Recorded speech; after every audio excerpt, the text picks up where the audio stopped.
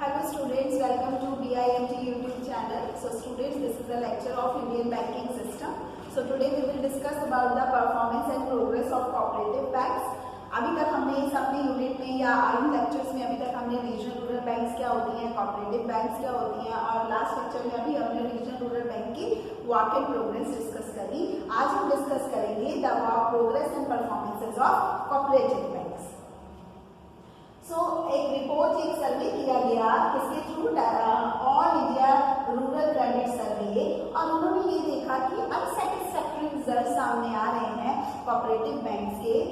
Cooperative bank में land development banks आता है, एलटीबीज. तो जो सर्वे में सामने प्रोग्रेस आई या कुछ प्रॉब्लम्स दिखी, उनको हम यहाँ पे डिस्कस करेंगे कि कोऑपरेटिव बैंक्स की प्रॉब्लम्स क्या थी.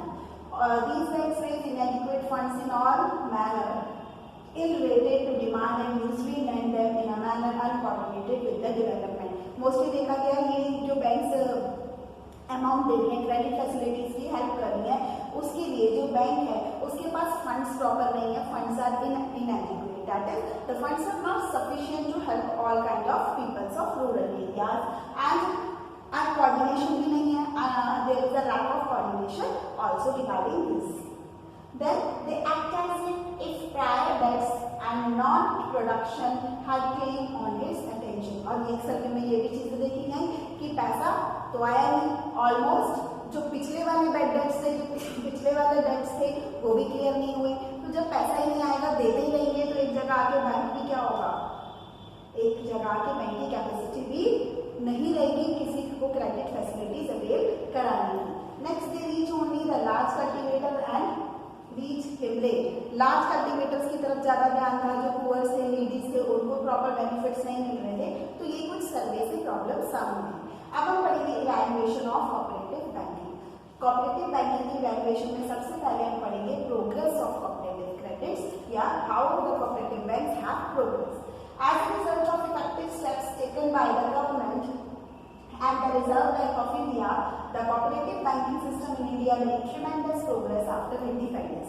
RBI के रिसर्च के हिसाब से भी और ऑल ओवर इंडिया में देखा जाए तो कोऑपरेटिव बैंकिंग सेक्टर ने अपनी काफी अच्छे से प्रोग्रेस करी इंडिपेंडेंस के बाद. The cooperative credit, which was only 3.1% of total rural credit in 1951-52, rose to 15.5% in 61-62. ये कुछ स्टैटिस्टिकल डेटा है कि 1951 में कहाँ तक प्रोग्रेस करी, 61-62 तक कितना प्रोग्रेस हो गया, and 22.7% in 1970-71. These all are the progress. The total amount of short-term credit granted by cooperatives, short-term credit जो total cooperative banks ने दिया वो 23 करोड़ तक इंक्रीज हो गया था. इतनी हेल्प की गई शॉर्ट-टर्म क्रेडिट से कोऑपरेटिव बैंक के थ्रू कि वो 23 करोड़ तक इंक्रीज हो गया था 1951-52 में, and rupees 203 crore in 1961-62, and further rupees 1425 crores in 1979-80. Thus during this period, तो इतना ज्यादा इंक्रीज हुआ, कोऑपरेटिव सेक्टर ने अच्छे से अपना एस्टैब्लिशमेंट कर लिया था. Peoples are trusting on cooperative banks. Then the short-term credit and medium-term loans increased. तो आगे आगे बढ़ता ही गया, कोऑपरेटिव बैंक क्रेडिट फैसिलिटीज बढ़ाती गई, short term medium term loans की फैसिलिटीज पीपल्स को अवेल कराती गई. Then cooperative credit increase significantly to rupees this 3,874 crores in 1985-86 and rupees 10,479 in 95-96. ये कुछ स्टैटिस्टिकल डेटा है कि इतने साल में उन्होंने इतनी प्रोग्रेस करी, फिर आगे उन्होंने 2002-2003 इतनी प्रोग्रेस करी. Short term cooperative credit increase हो गया इस अमाउंट से 1985 में 86 में इतना इंक्रीज हुआ, फिर 8,331 करोड़ 95-96 इंक्रीज हुआ. ऐसे ही इंक्रीज होता गया. तो 2002-2003 में आपका इतना crore amount credit facilities avail कराई cooperative sector bank. Medium term and long term cooperative loans increase हुआ medium and long term credit 1,887 crore to 1985-86 to 21,448 crore in 95-96. ऐसे ही आगे भी इंक्रीज होता चला. किया। तो during 10th 5-year plan, 10th 5-year club कब लॉन्च हुआ था? इट इज बिटवीन 2002 to 3 और 2006 to 2007। उस टाइम पे कोऑपरेटिव बैंक्स ने एग्रीकल्चरल क्रेडिट फैसिलिटीज में भी इंक्रीज किया। इतना इंक्रीज 34% के करीब और फिर 22% के करीब 2009 और 10 में इंक्रीज हुआ। तो this is all cooperative banks ने एग्रीकल्चर क्रेडिट भी इतना प्रोवाइड किया। The following are the factors responsible for the unsatisfactory performance of land development banks. कुछ और फैक्टर्स भी हैं जो अनसेटिस्फैक्टरी रहे at the part of cooperative banks और land development banks. These are uneven growth. पहला प्रॉब्लम पॉइंट क्या था? uneven growth. There has been uneven growth of land development banks. These have shown progress in the These have shown some progress in progressive states of this.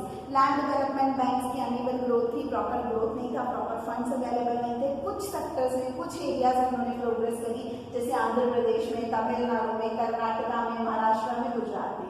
और जो other states थे वहाँ पे progress हुई, but it is not very much high, very little progress in other regions. So next problem is problems of overdues. These are some problems which are faced by cooperative banks or land development banks. पहला point था uneven growth, then other point is problems of overdues.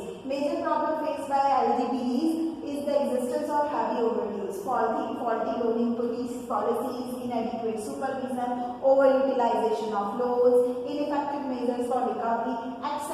तो problems of overdues मतलब बहुत सारी problems थी, proper systematic work नहीं चल रहा था, किसी को क्रेडिट दे दिया तो वहाँ से उनका इंस्टॉलमेंट या मनी वापस नहीं आ रहा था, तो बैड डेट्स ज़्यादा हो रहे थे, फॉल्टी सिस्टम था, इनएडिक्वेट प्रॉपर सुपरविजन नहीं था, और जितने भी लोन की रिगार्डिंग पॉलिसीज थी वो प्रॉपर डेवलप नहीं थी। तो कुछ इस टाइप के विलफुल डिफॉल्टर्स थे, रिकवरी प्रॉपर नहीं हो पा रही थी क्रेडिट की। तो this are the some things which makes it problems of overdues. Then lack of trained staff. Trained staff is also required to continue the work properly in an organization. तो यहाँ पे trained staff की भी problem थी। Qualitative growth of land development banks, they had not shown much qualitative improvements in field of granting loans due to inadequate technical and supervisory staff. और अगर loans की facility provide करनी भी है तो उसके लिए हमारे पास एक टेक्निकल और एक वेल ट्रेन्ड और नॉलेजेबल स्टाफ भी चाहिए। उस तरीके के स्टाफ की अवेलेबिलिटी नहीं थी, बहुत ज़्यादा कमी थी, अवेलेबल नहीं थे एक्सपर्ट्स या ट्रेन्ड स्टाफ। और जब ऐसा नहीं होगा तो वर्क पे प्रॉब्लम आएगी और हर चीज़ सिस्टमेटिक नहीं चलेगी। तो इसीलिए ये भी एक प्रॉब्लम रही, lack of trained staff. Next is other defects. What are the other defects which comes under it? These banks charge very high interest rates on loans provided by them, क्योंकि इनके पास पैसा कम था, फंड्स नहीं थे और इतनी सारी प्रॉब्लम्स थी। और दूसरी चीज़, ये जो लोन देते थे उस पर रेट ऑफ इंटरेस्ट बहुत हाई लेते थे। There is much delay in granting of loans के लिए बोलते तो थे कि हम लोन्स प्रोवाइड करेंगे, पर लोन देने के टाइम में डिले बहुत करते थे, टाइम टेकिंग बहुत था। Then second loan is not advance unless the first is not repaid. दूसरा लोन तभी मिलता था जब पहला लोन बिल्कुल जिस भी पर्सन ने लिया वो उसे क्लियर कर दे। तो ये कुछ प्रॉब्लम्स हैं। Instalments and the period of loans are not fixed on the basis of repaying capacity. Fixed borrower के हिसाब से उसकी कैपेसिटी क्या है, इस चीज़ को ध्यान में रख के हमें लोन देना चाहिए या उसकी इंस्टॉलमेंट्स बनानी चाहिए बैंक के थ्रू। इस तरीके की फैसिलिटीज भी नहीं थी। Procedure of receiving a loan from these banks is complicated, that the agriculturalist is forced to seek help from money lenders. In bank से लोन लेने का प्रोसीजर बहुत कॉम्प्लिकेटेड है, जिसकी वजह से बेचारा किसान क्या करता था, फिर भी वही गांव में जो जमींदार हैं या मनी लेंडर्स हैं उनके पास उसे फिर भी जाना पड़ता था इन बैंक्स के होते हुए भी, क्योंकि प्रॉब्लम्स थी, ये प्रॉपर वर्क नहीं कर पा रही थी बैंक्स। तो these also are the disadvantages. Weaker sections of rural society such as landless laborers, village artisans and marginal farmers are generally unable to secure loans from these banks for their productive activities simply because they do not have land or adequate security to offer against loan. और जितने भी weaker section थे rural society के, जैसे कि landless labourer जिनके पास जमीन नहीं थी, बेचारे लेबर थे, उनको काम नहीं मिल रहा या उनके पास काम नहीं था, विलेज आर्टिजन्स, मार्जिनल फार्मर्स, ये सब बेचारे जो नीडी हैं वीकर सेक्शन, इन्हें लोन तो चाहिए but they are unable to get loan. क्योंकि लोन के लिए कुछ फॉर्मेलिटीज पूरी करनी होती हैं। जैसे अगर सपोज किसी को लोन चाहिए, उसे अपनी जमीन दिखानी पड़ेगी, उनके पास थी ही नहीं तो वो बेचारे कहाँ से दिखाएं। तो इस तरीके की प्रॉब्लम्स आई, तो इस तरीके की जब प्रॉब्लम्स आई तो उन्हें बैंक की तरफ से लोन नहीं मिलता था। Then mostly loans are given for the repayment of old loans and for development purposes. और मोस्टली लोन्स जो आगे ले भी रहे थे वो इसलिए ले रहे थे कि पुराना लोन चुका सके, बेचारे अपने काम में तो उसको प्रॉपर्ली लगा ही नहीं पा रहे थे। तो these are some of the problems which are faced by cooperative banks and also the rural peoples are also facing this kinds of problems.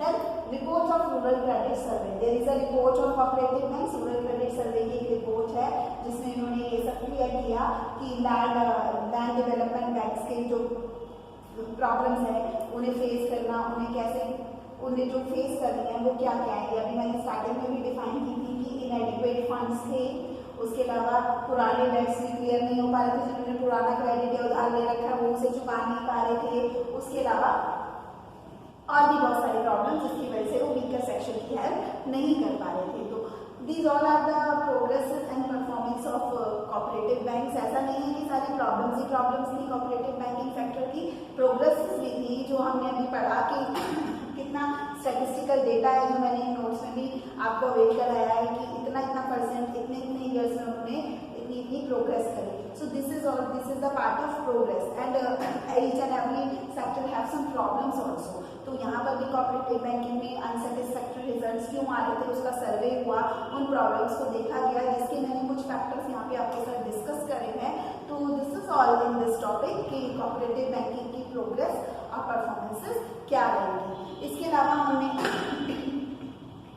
अपना पूरा इस यूनिट में नेशनल रूरल बैंक्स क्या है उनके बारे में पढ़ा। स्टूडेंट्स ये यूनिट जो है इम्पॉर्टेंट यूनिट है, इसमें से हर बार क्वेश्चन आता है और इस बार भी आएगा, या तो नेशनल रूरल बैंक से या कोऑपरेटिव बैंक से, किसी एक पर या दोनों पर भी आ सकता है कि व्हाट इज कोऑपरेटिव बैंक्स। इनकी परफॉर्मेंसेस एंड प्रोग्रेसेस पे भी अपना एक इंडिविजुअल प्रॉपर क्वेश्चन आया हुआ है कि एक्सप्लेन और discuss the progress and performances of RRBs. तो ये जो हमने डेटा यहाँ पे प्रोवाइड करे हैं प्रोग्रेस एंड परफॉर्मेंस, चाहे वो आरआरबी की हो चाहे वो आपका कोऑपरेटिव बैंकिंग सेक्टर की हो, तो जो डेटा है वो सम ईयर्स ओल्ड डेटा है, इसमें आप करंट डेटा भी यूज कर सकते हैं सर्च करके कि अभी लेटेस्ट में कितना चल रहा है या अभी लेटेस्ट अचीवमेंट्स क्या है। तो ये सारी चीज़ें भी हम इसमें इन्वॉल्व कर सकते हैं। बट फिर भी यहाँ तक हमें इतना तो जरूर समझ में आया होगा कि what are national rural banks किस लिए हैं, कोऑपरेटिव बैंक्स किस लिए हैं। Mainly they are all for the help of weaker section, rural areas, सबकी हेल्प करने के लिए रीजनल रूरल बैंक्स को या कोऑपरेटिव बैंक्स को मेनली नाबार्ड जज करेगा, सुपरवाइज करेगा, ये भी हमने पढ़ा। तो this all comes under banking. तो अभी तक तो हमें सिर्फ इतना ही बैंक्स का नाम पता था कि SBI, Punjab national bank, ICICI private या पब्लिक बैंक्स होते हैं, बट ये भी बैंक्स होते हैं जो हमें इसके बारे में ज़्यादा नहीं पता। But government are giving this kind of facilities to rural peoples, तो इनके बारे में भी हमें पता होना चाहिए। मोस्टली कोऑपरेटिव बैंक तो एक सोसाइटी के रूप में है, कोऑपरेटिव क्रेडिट सोसाइटी के रूप में। आरआरबीज जो हैं ये बेसिकली मोस्टली जो ओपन होते हैं ये स्टेट में जो डिस्ट्रिक्ट्स हैं उनमें डिफरेंट डिस्ट्रिक्ट्स में ओपन होते हैं। तो इस तरीके की चीज़ें हैं जो हमें कम से कम पता तो होनी चाहिए, चाहे हम उसमें वहाँ से बैंकिंग फैसिलिटी ले या ना ले, but we should know, we should aware regarding what is RRBs and what is the full form of RRBs. It is regional rural banks। तो क्वेश्चन आता है, जैसे पहले भी बता चुकी हूँ, डिफाइन RRBs, तो आपको पता होना चाहिए RRBs क्या है। It is regional rural banks। तो this is all for today. हमने सारे तरीके की चीज़ें RRBs की भी डिस्कस कर ली हैं और कोऑपरेटिव सेक्टर बैंक्स की भी। मीन्स RRBs का meaning, role, functions, progress and performance same for cooperative societies.